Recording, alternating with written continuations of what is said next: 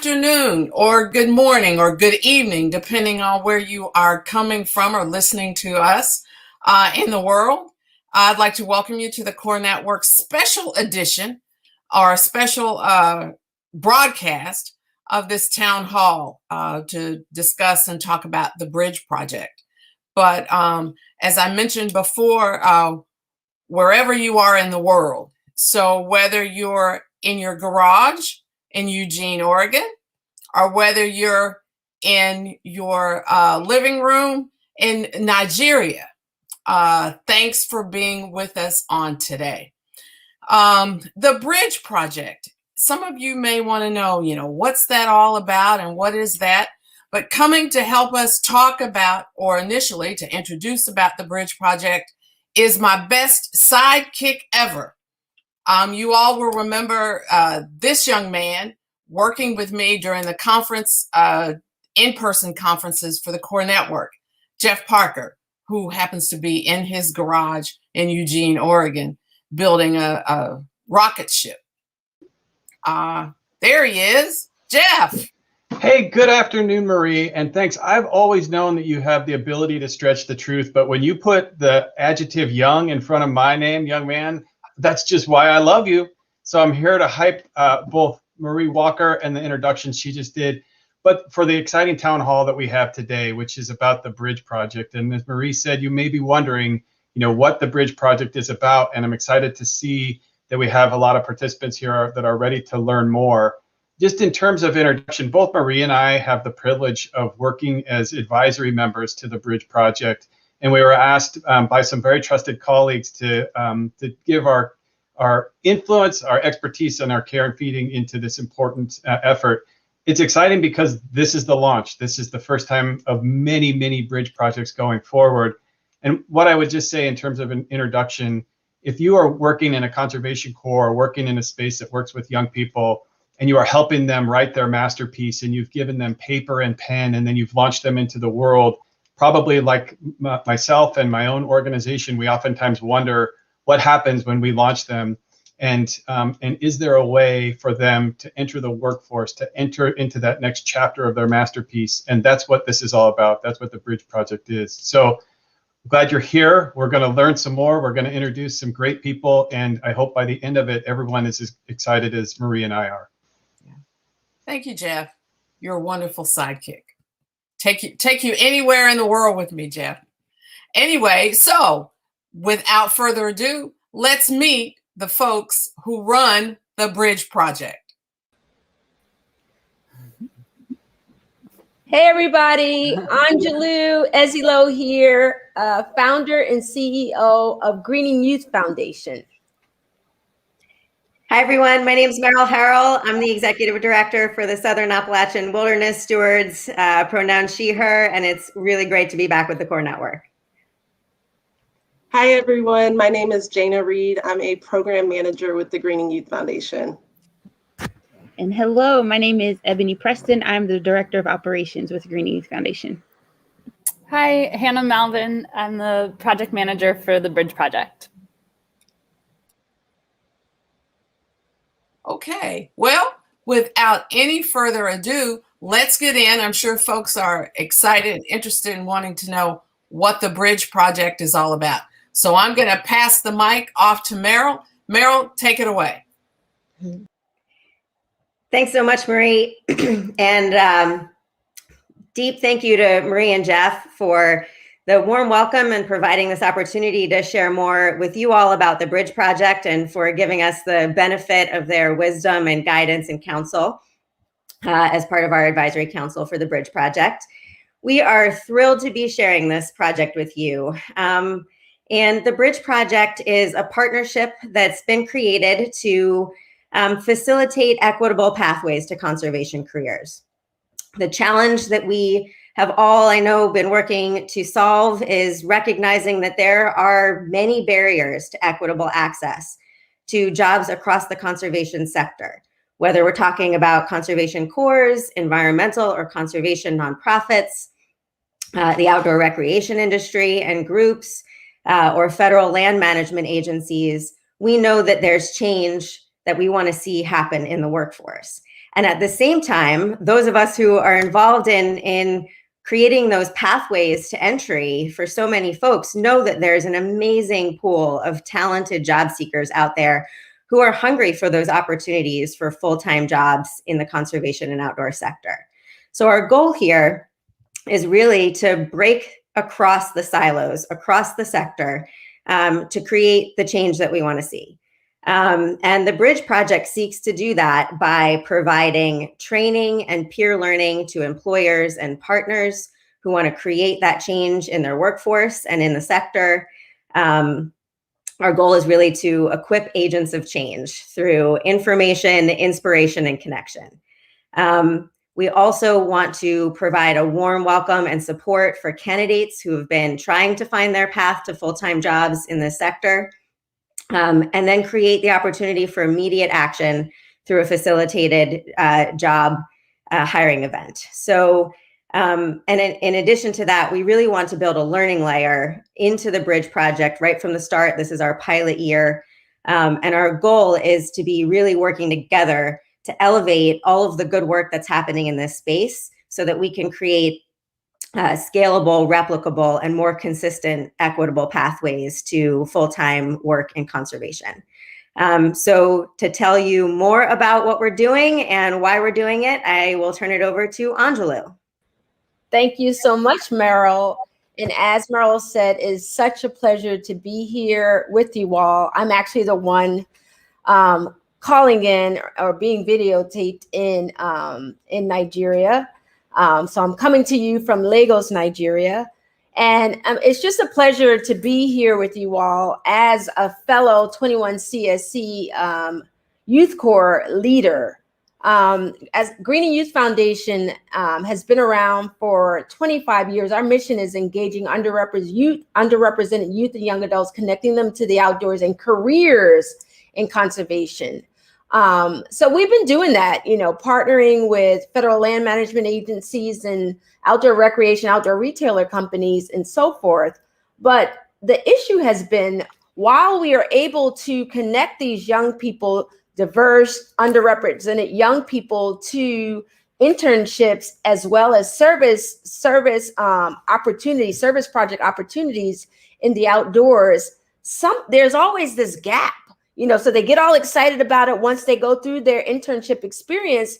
But then, we started realizing that there's such a low number of them that are actually going on to careers in conservation, which of course was our mission, to not just introduce them, but to have them to really change the face of the conservation movement by introducing more and having them have these pathways into these careers.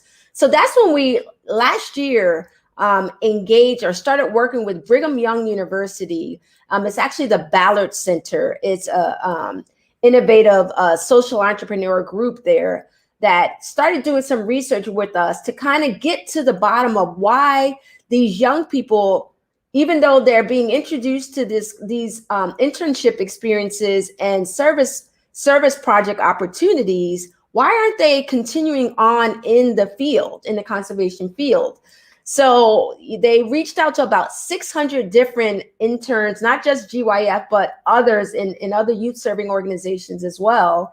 And so of the 600, we maybe got responses from about a third of them, which is pretty good. And the results were very interesting. I guess the average kind of like the key finding of the people that responded, they were African-American females that had gone to college and are about 2 years out, but had not continued in the conservation field. And some of the reasons were that we found, through this green stop sign, that's actually the name of the research that they did, was one, because of, as you might imagine, because of diversity and inclusion, there wasn't a lot of that. They sometimes felt that there needed to be somebody else out there that looked like them. So they experienced a lot of microaggressions and discrimination. And then the other thing was loneliness. So a lot of these young people said that they just felt lonely out there because they felt like there was nobody else that they can talk to or relate to.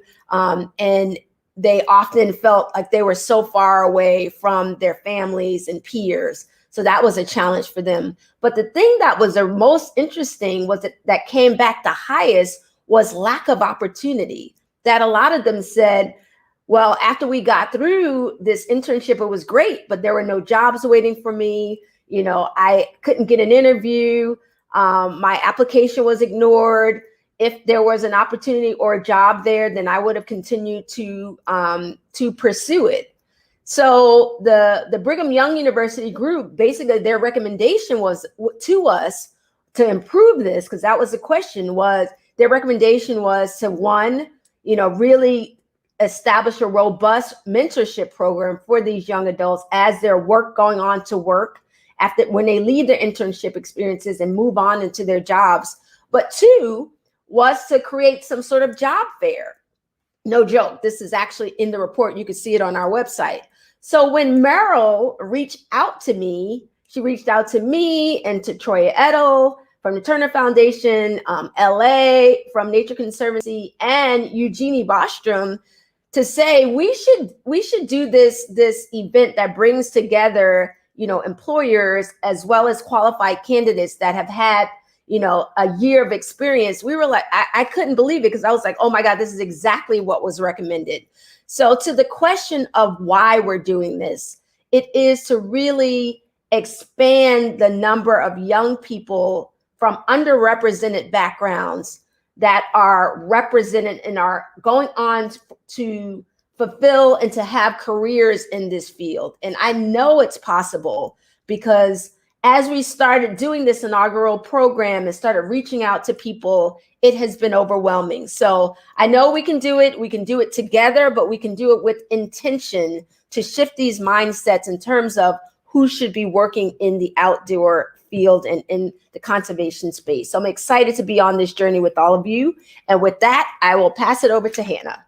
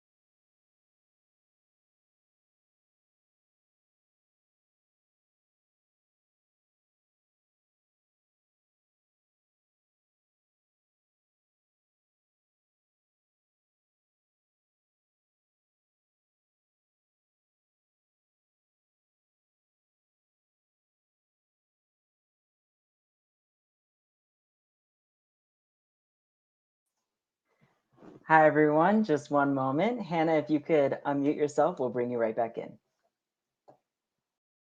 Then I'll start from the top. Sorry about that. I will dive into the sequence of events. So currently we're asking folks to, it's time to apply now for candidates and for organizations interested in participating. So if you or someone you know is interested in being a candidate for the 25 jobs available through the Bridge Project exclusively, or some of the federal opportunities, you should apply now. We have rolling applications, rolling review of applications that are due April 19th. And my colleague Jana is going to go into more detail on the application process. Also, for organizations who would like to participate, we've got a deadline coming up on Monday, and encourage folks to get in soon. We've got lots of great folks involved, and it's going to be a really special chance to come together with change agents across the sector to advance equitable hiring and connect with others and be doing this less in our own silos, and make a really big statement about the importance of this and make a larger impact together. So encourage you to get in those applications. For events, we start on April 29th and 30th with trainings with Jose Gonzalez, who founded Latino Outdoors and is a partner at the Avarna Group. He's going to be leading 2 2-hour trainings on April 29th and 30th on equitable hiring and on cultural competency. On Thursday, May 6th, we're going to have a training about, or a webinar about the legal considerations of hiring. You know, we're getting lots of questions about focusing on underrepresented communities in recruitment and hiring, and what am I allowed to do? What am I allowed to say? So we're going to get some more information about that. The candidates will also receive training prior to the event. On May 4th, they get a 90-minute workshop with Carolyn Finney about sort of girding yourself for a career in conservation. They'll also get support on cover letters and resumes and networking and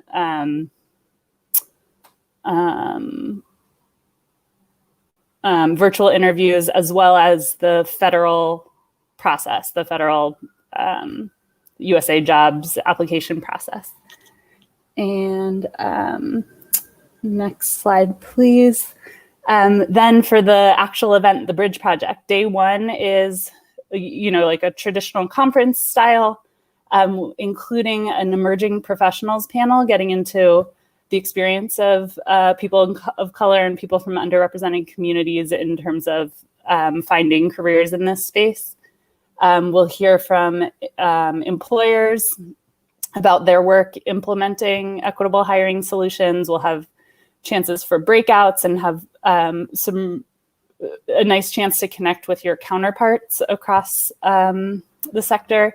And we'll have some special networking that evening, including a virtual hiring fair. So sort of going to a Zoom room as if you were going around to different booths with different organizations participating. And then also a chance to connect with some employers with one another and candidates with employers. And day 2 is the job interviews. So we'll be hiring for those 25 jobs. Candidates will have a chance to connect with a Bridge coach to get a boost for that day for some moral support.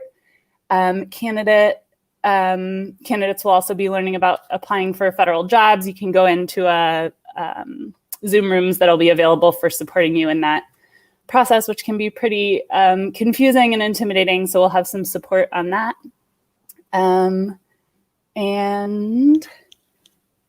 I will hand it over to Jana. That's sort of the run of show, and she'll get into more, what are you supposed to do if you are interested in applying?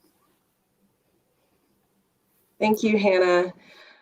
We are definitely excited about the fact that we will have 25 jobs that are exclusive to the Bridge program and the Bridge Project, and they range from legal to communications to resource management to natural resource management. And it's really a simple process to apply. For candidates who are interested, it starts with creating a profile. So you would go to our job portal to create a profile by April 19th. Once you've created that profile, there is an assessment that you'll complete. And the assessment was created to help identify ways to best support the candidates, as well as determine alignment with positions. So Hannah mentioned some of those training opportunities. Part of that assessment is to identify some of the needs or some of the support that you might need as you continue in your job seeking process. And then we're also very intentional about making sure that the employers have also done an assessment, because not only do we want to make sure that whatever positions are available are a good match for candidates, but that also the employers are committed to doing the work and creating an inclusive company culture. So the types of participants that we're looking for are much like the participants that have been a part of some of the core programs or organizations that you all participate in. So diverse candidates who have participated in 21 CSE and similar programs, candidates who have had some experience in conservation, recreation, and natural resource management, but maybe have not gone through one of those programs, but have some similar experience. And even beyond that, maybe candidates who have worked in fields and are looking to go into the environmental sector and have really good skill sets that would be a match for some of the jobs that are offered. And so once you complete that questionnaire, we would schedule a preliminary interview with you. And this is not just an interview, there is a coaching component to it as well to help prep you for the actual day of. And then you'll have those training events that you'll attend both pre-event and on the first day of the bridge project. So you really have an opportunity not only to have the training, but again, go to that day 2 where the hiring events will be and apply for those jobs. And even if there aren't positions that maybe are of interest of you that are listed, the federal agencies that will be participating as well will have employment opportunities represented, and they will also be providing opportunities and training about USA jobs. So again, if with those 25 jobs, you don't see something that might be a good match, there are still also opportunities through the federal agencies that will be participating. So with that, I will pass it to, and I'm sorry, these are some of the locations that the jobs will be represented at as well. So not only are employers hosting positions in all of these areas, there are also opportunities for candidates who are interested in working virtually. And some of the positions that will be featured, or some of the companies that will be featured at the job fair will include the ones listed here. So we're so excited that, again, not only are these 25 jobs available through the curated experience, but then there are also jobs outside of that through the federal agencies that will be represented there as well. So I will pass it to my colleague, Ebony. Thank you, Jana, and thanks for everyone that's gone already. I just want to say probably the 2 biggest words here that keep resonating are passion and intentionality, and that everyone that's come together for the purpose of the Bridge Project is really excited about what lies ahead. As Anjulu said, there's a lot of backing that went into this, and really us taking the time to listen to what participants and students and folks that are in the field that have made that transition, what they needed to be best supported and have the most success. So that's exactly what's happening. And so you've heard a lot of this already through Anjulu and Merle and Jana and Hannah, but I just wanted to really break down the benefits for each of the groups that we have attending the Bridge Project. So starting with our employers, there's targeted recruitment. The folks here have been doing this work. This isn't new. And so we've made sure that we're circling back to those candidates that have matriculated through our programs, through your programs. Please feel free to share those, to share these opportunities, but also with our partners that are on the ground, with community organizations, working with historically Black colleges and universities, tribal colleges and universities, Hispanic serving institutions, you name it. We're really taking the time to make sure that there's representation and giving a voice and platform to these young people that we know are qualified for the work. Again, they just need the opportunity. For employers, there's a number of trainings for you all, as Hannah mentioned, and Jose Gonzalez is one of the best, as you know. And so taking the time, it's a 4-hour block of time to talk through these different topics on equitable hiring. Are we doing it? Are we doing it right? Can we do it better? What does this look like in the short term? What does this look like in the long term? So really going deep into those topics and cultural competency, seeing if folks have a true understanding of what that is and what that looks like in practice. And then also, as Hannah mentioned, the legal aspects of all of this. Employers also get access to day 1 peer learning sessions. So there's a laundry list of breakout rooms and sessions just to hear from different voices of your peers, of the students or participants that are looking to transition into these permanent opportunities. And so folks are really in for a treat there. And then a big thing, the hiring, the networking, getting to know candidates, getting to know partners, getting to see where people are and the resources they need. As we know, the work does not end after you make someone an offer. So figuring out how to address retention, how to make sure that our employees, not only the ones that are being hired through the Bridge Project, but that already work within the organization, that they're in a space and place where they feel happy and they can be successful and productive and they have a nurturing environment. So talking through all of that.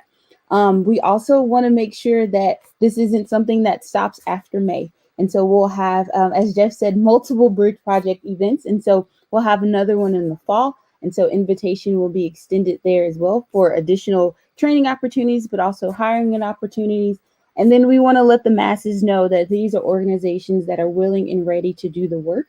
And so we will make sure that we're adding your logos to our project materials, making that acknowledgement on social media as well as the platform. So there's a lot of opportunity for you all to grow and shine and let the world again know all of the great work that you're committed to doing.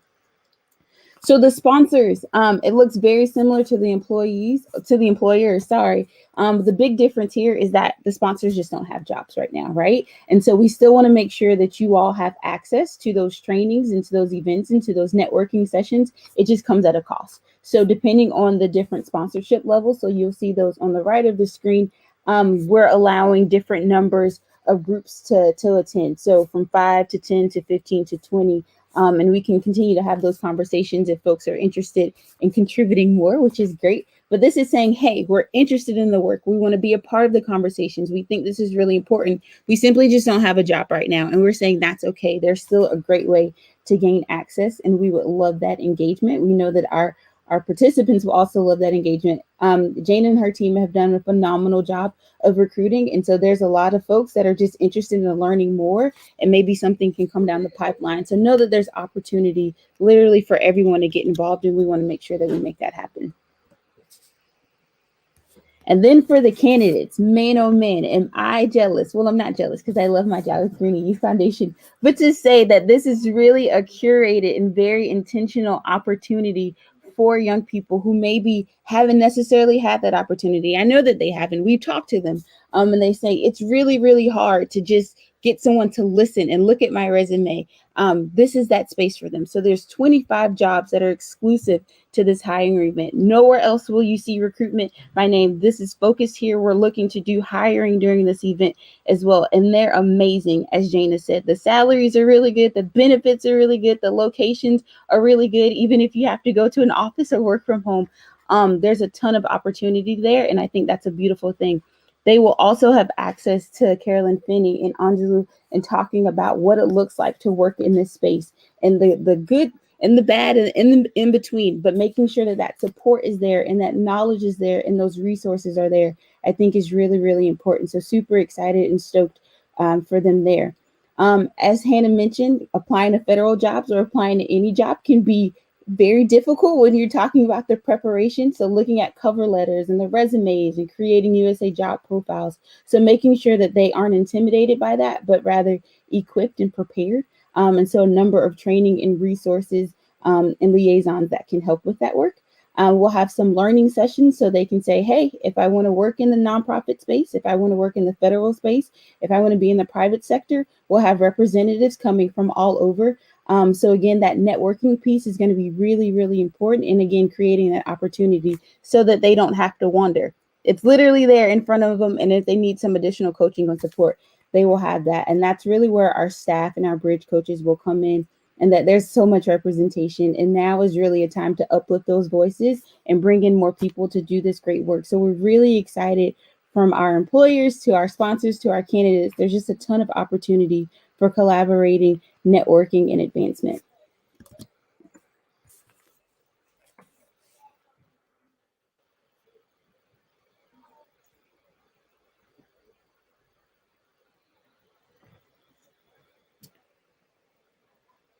Merle, are you coming back on? If not, we can just talk about ways to get involved. You tell me.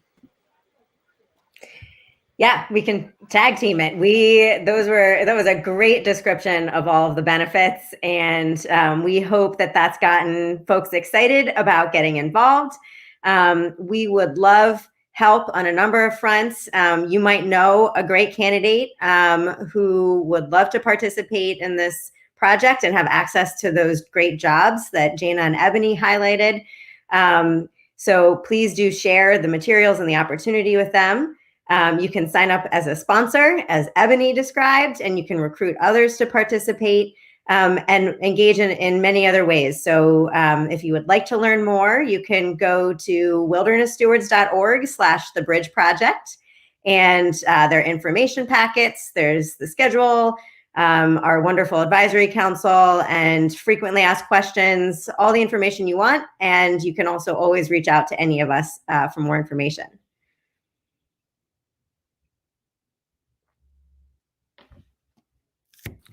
And maybe we could bring the whole team back on and see if there are any questions that folks have. Great. Thanks everyone for being here. And I'm looking through the chat. Feel free to keep tossing questions in. I saw one question about what needs to happen by Monday for organizations who want to sign up to participate as a sponsor. So you can go to our website, which has been shared in the chat. It's wildernessstewards.org/thebridgeproject. You can apply there. So you indicate your interest, share just a little bit of information, select which tier you'd like to join at. That's all you got to do by Monday. Let's see what other questions we've got.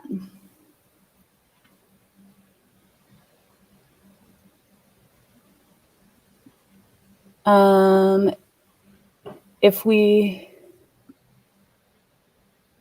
can't convince our organization to get an application in by Monday, is there another time to join? We'll still take you a little after that, but deadlines are important for making things happen. We are trying to encourage folks to get those in, but there will be a little leeway after that. Is support offered after the job is secured? If so, how long? Does someone on our team want to jump in on this one? I can share a little bit about that. We're having some great conversations about how to facilitate creating a cohort, especially, with this inaugural event. We want to make sure that we're creating the space for folks who have been part of the Bridge Project as candidates to build connections with one another. We have asked folks who are offering to serve as bridge coaches to have at least one point of connection with the candidate that they're matched with after the event, to sort of be on hand to continue to provide a point of connection and support. But, to the points that Angelou raised about just sort of wanting to feel connected and supported, we would like to find ways to do that. And we are exploring those options as part of this pilot. We're also planning to have some, Google group, Facebook group, just some ways for the candidates to stay connected as they will have gone through this inaugural cohort together, and to stay in touch as they're working in this space. And we'll also have a fall round of facilitated hiring. So we would be keeping all of the candidates who are in our May pool in our pool as well, for any of those that aren't matched with a position. And we'll be planning to communicate with that candidate pool all the way through the fall about those opportunities as well. And we go ahead. Oh, no, I was just going to read the next one. It says, with 25,000 core members a year currently, what plans do you have to scale this up to make these opportunities available to more core members? I love those types of questions, because that means that you guys are thinking that this is a good idea and wanting to know how we can spread it. So this, as we've all been saying, this is the inaugural, like the pilot event. So we have received quite a bit of great feedback from partners and some funders. So, based on how many people we get in terms of young people, and as you said, there's 25,000 plus of young people that are just wanting to get into these different professions. So I see no reason, and our team doesn't as well, why this can't be scaled. At one point, we were thinking of doing one on the East Coast, and then another bridge project on the West Coast, and then one on Mid-Atlantic or Midwest. But because of this, because we initially were going to be doing it in person, but then when the pandemic hit and we went virtual, then we realized that the first one could actually be national. But there's no reason, why in the future there can't be one per region, which we were thinking initially would make a lot of sense. So would love to hear your feedback on that. But we do consider you all to be our partners in this endeavor, because you're the ones working directly with the young people. So what the needs are, where they are. So we would love to kind of work hand in hand with you to kind of grow this initiative. And piggybacking on that, we there is a learning layer involved, and this is really about being replicable and scalable. And we have the fall event planned, and really trying to build this out as an equitable hiring pathway for the environmental sector to support the needs of matching candidates with opportunity. Jana, do you want to take that question about how competitive the process is for a candidate? Yeah, I'm excited to share. We have a wide range of positions. So the competitiveness ranges just because we have entry level on to executive level positions. So the competitiveness, after you've completed the assessment and done the pre-screening, we do try to match you based on both your interest as well as what would be a good match for the company. So it just depends on I guess the level of position you're looking at, again, starting from entry level. So those may not be as competitive to some of those positions that do require a little bit more experience. So for those, there would be some competitiveness, a little bit more competitiveness than others. And I would just like to jump in there and say, what makes this bridge project so unique is that it is a curated experience, which means we're actually going in and doing the matches with the skills to the criteria for the job. So I would say, please have your young people register as soon as possible so that we can make it curated and get in there and actually do the matching work. So because the closer we get to the May 11th and May 12th date, we can't do as much as the matching. So that is one of the things that we're stressing, is to have young people sign up as soon as possible, and then we can get them connected to those jobs that fit best for their skill sets. Mm-hmm. And Anjulu, if I could add to that piece, putting my social work hat on, putting my programs hat on, I just want to say something that you said stuck out. It was that they can. So a lot of times we found that these young people have been taught that they can't. And so this opportunity is really uplifting that opportunity and giving you a voice that say, hey, those skills do translate. You are qualified for this work. And so there's a lot of coaching, as Jana said, in those preliminary interviews. There's a lot of uplift there. So really encourage these young people to take a step, if you will, and really put themselves out there, because they never know what could come out at the end of this. And Ebony, do you want to talk about I would say Greening Youth Foundation has an urban environmental conservation position. Did you see that question there? So it could be the one that, we've just put out as operations associate. Well, sure. I'll take that shameless plug. Greening Youth Foundation is hiring someone to support me in operations, and would love the young person who's interested in doing that in space. And I would say that a lot of these organizations are getting creative in that they all, yes, are tied to the environment somehow, some way. So urban, like I said, could be at home in your home office, or in a garage like Jeff, or in an office actually outside. And so there's a lot of opportunities there. So I would definitely encourage folks to look through the list. But again, shameless plug, Ebony needs an operations assistant at Greening Youth Foundation. The staff is amazing. I think that Trust for Public Land, as well as was it REI? Please take a look at the list, and I believe Hannah is going to be sharing it in the chat. There are quite a few urban conservation type positions. So there's an impressive list of jobs that I'd be happy to see how they shaped up. Yeah.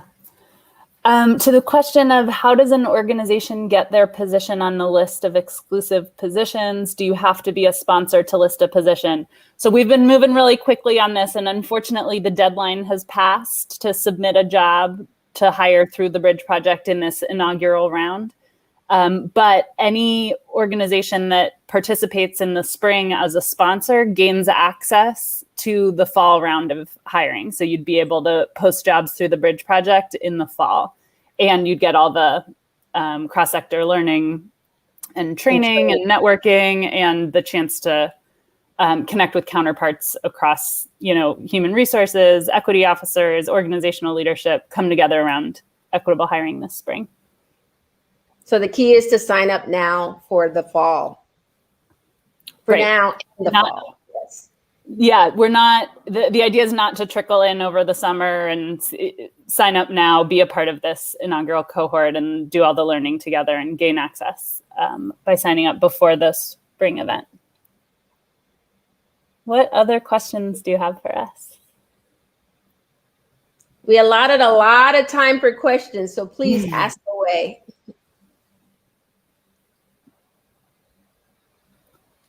We've also shared at some point a little bit ago in the chat all of our social media. We're on Instagram, Twitter, Facebook, LinkedIn. You can check us out and follow along for the latest.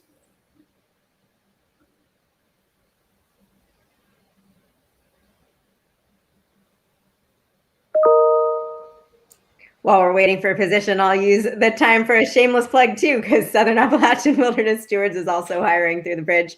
And it's not an urban position, but we're excited to have the candidates to join our team. So really hope that you'll share the information broadly, and we're really focused on intentionally investing in the candidates in multiple ways. So we want them to have a good experience, and we really want to support them through this process. And I would love one thing, since we are kind of wanting just to engage with you all more, if you could just put where you are, from in the comment box, what organization you're calling from and where it's located. That would be great for us to see.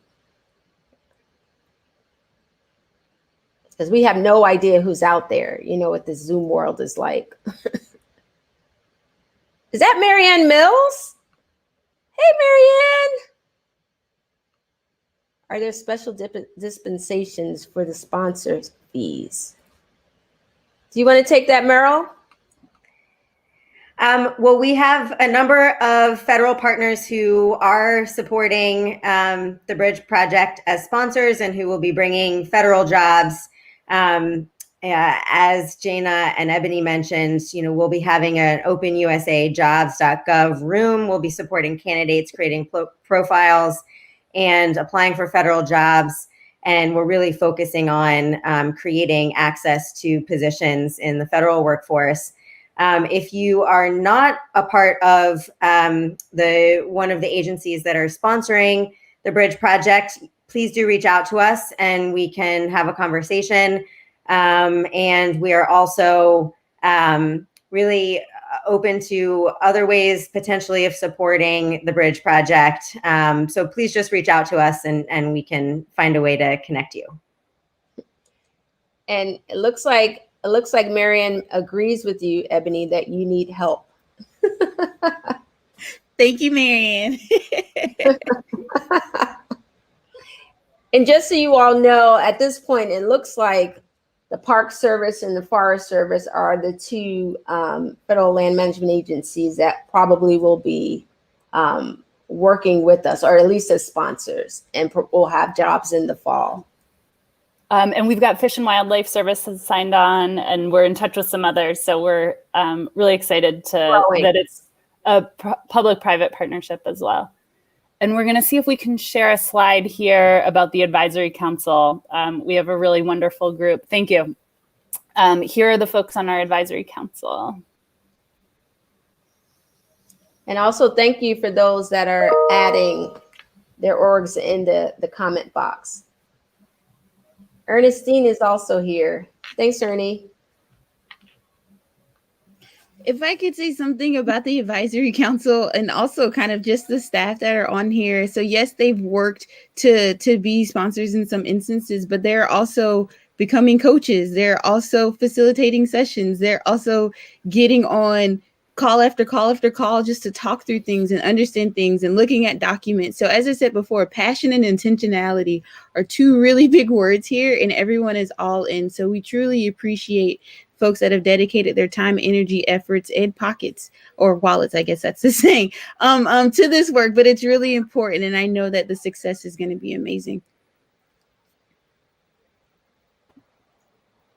And we really appreciate our federal partners as well, the Forest Service, the Park Service, the Fish and Wildlife Service, and others that we're in contact with. And we're thrilled to be connecting and benefiting from their experience and knowledge too.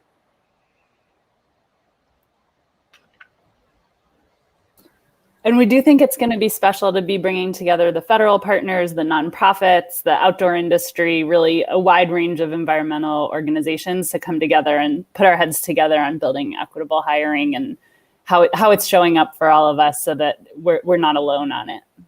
Exactly. And while, we're doing everything virtual because we have to, we're looking forward to doing this in person next year so that, the networking can go back to the way we're used to networking with a glass of wine.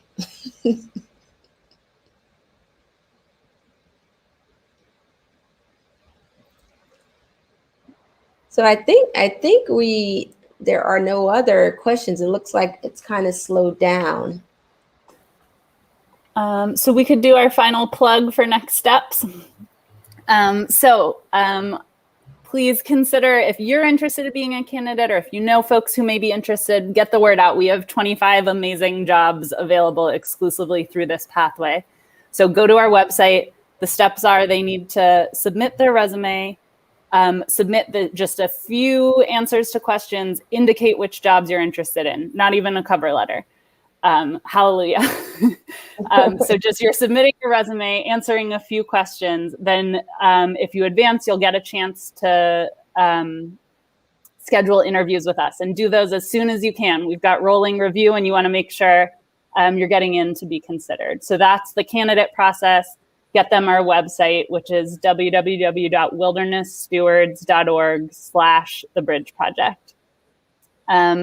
And same website for employers. Try to get those in by Monday. Among friends, we'll let it go a little longer, but really we're trying to get folks all set to participate and to be a part of all you've heard about today. So feel free to reach out to us with any questions, and we're really excited to share this with all of you.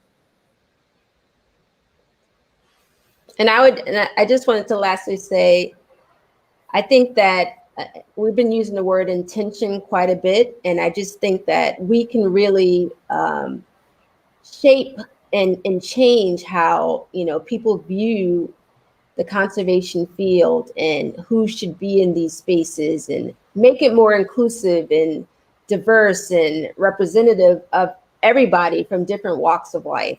But it will take intention and strategy and working together. So I'm really excited to be working with these dynamos on the screen, but also to be working with all of you, because I know that you are passionate about reaching out to the youth and making sure these young people have access and opportunities. So the way that we could succeed and making sure this conservation field is representative of society is to do projects like this and other things that you all are doing. But let's come together to really show that we can get behind something like this so that these young people understand and have a chance. So it's very exciting. I'm looking forward to working with all of you. Yeah, we know that you are passionate about creating these opportunities and this access. And we know that this gap exists. Together, we can create a bridge across that gap so that we can have equitable pathways to full-time, meaningful, inclusive careers across the conservation sector. And we're really looking forward to working together to see that vision come true. And big thank you to the team for having us today. We're really happy to be here with you and appreciate the chance to share about this.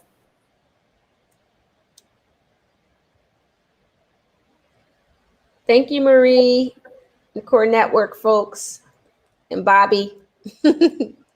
Thank you to our presenters. We really appreciate your time and all of the great insight. And this is an extremely exciting project, and we're hopeful to see all 25,000 of our core members maybe one day enter into something like the Bridge Project. For everyone here, my name is Bobby Tillett. I'm the Member Services Manager for the Core Network, and I am pinch hitting for Marie for our closing.